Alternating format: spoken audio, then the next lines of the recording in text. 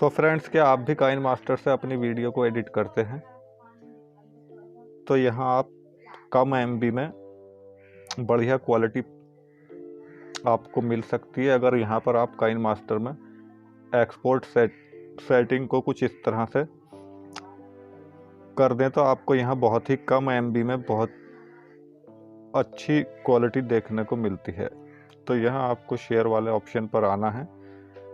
तो यहाँ आपको सबसे पहले रेजुलेशन का एक ऑप्शन मिलता है, उसे यहाँ फुल एचडी कर देना है। उसके बाद यहाँ आता है फ्रेम रेट। फ्रेम रेट में अगर आप इसे यहाँ 60, 50, 48 करते हैं तो ये इसका मतलब होता है FPS, फ्रेम रेट में जो FPS है, फ्रेम प्रति सेकंड। तो ये जो काम आता है हमारे, अगर हम अपनी वीडियो में स्लो मोशन डालते हैं तो उसके लिए हमें फ्रेम रेट ज़्यादा रखना होता है। बट अगर हम एक नॉर्मल वीडियो बना रहे हैं तो उसके लिए हमें फ्रेम रेट 30 यहाँ पर काफ़ी होता है। तो उसके बाद यहाँ पर आता है बिट रेट,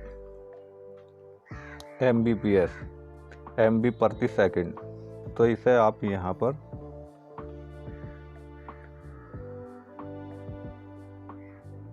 10 बिट रेट रख सकते हैं या 10.2 इस टाइप का कोई भी बिट रेट रख सकते हैं। तो आप यहाँ देख सकते हैं कि हमारी जो वीडियो है 26 MB में बन जाएगी। अगर इसी बिट रेट को अगर हम बढ़ा देते हैं तो हमारी फाइल का साइज बड़ा हो जाएगा।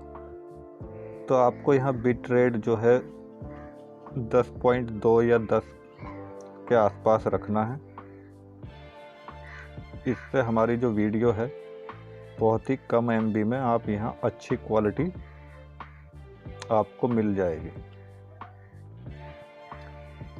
तो ये सेटिंग अगर आप यहाँ पर करते हैं अपने एक्सपोर्ट में तो आपको बहुत ही कम MB में बढ़िया क्वालिटी देखने को मिलती है।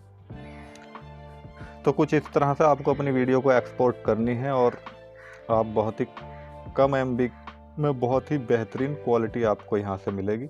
आई होप कि अब आप समझ गए होंगे किस तरह से हम अपनी वीडियो को यहाँ से एक्सपोर्ट करनी है और कम MB में आपको बहुत ही बेस्ट क्वालिटी यहाँ से मिल जाएगी। तो आज की वीडियो में बस इतना ही। मिलते हैं नेक्स्ट वीडियो में, तब तक के लिए धन्यवाद।